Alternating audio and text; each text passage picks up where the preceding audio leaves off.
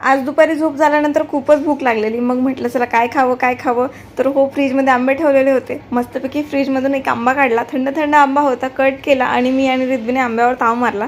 खरं तर आंबा थोडासा आंबट होता. स्टार्टिंगला छान म्हटली आणि नंतर तिला खूपच आंबट लागलं. त्यामुळे असे फेशियल रिॲक्शन दिलेत. नंतर मैत्रिणीचा फोन आला की लता मंगेशकर नाट्यगृहामध्ये म्युझिक प्रोग्राम होतोय, चला येतेस का? तर पटकन त्यांना हो म्हणाले आणि झटकन आम्ही तिथे जाऊन पोहोचलो. गेल्यावर असं वाटलं की अरे इथे तर काहीच गर्दी नाही, उगाच आलो की काय. पण नाही, नंतर कळलं की आपण जरा जास्तच लवकर इथे येऊन पोहोचलोय. हळूहळू गर्दी वाढत गेली आणि प्रोग्रामला सुरुवात झाली. आणि जे अनएक्सपेक्टेड होतं, वाटलेलं रिद्वी राहणारच नाही, पण रिद्वीने उलटच केलं. तिने खूप जास्त प्रोग्राम एन्जॉय केला.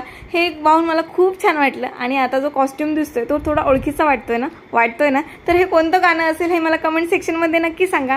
त्यानंतर मध्ये एक रिफ्रेशमेंट ब्रेक झाला. आम्ही छान वडापाव एन्जॉय केला आणि पुन्हा प्रोग्रामला जाऊन बसलो. प्रोग्राम संपल्यावर छानपैकी फ्राईड राईस खाल्ला आणि घरी गेलो. ब्लॉग कसा वाटला हे नक्की मला कमेंट सेक्शनमध्ये सांगा.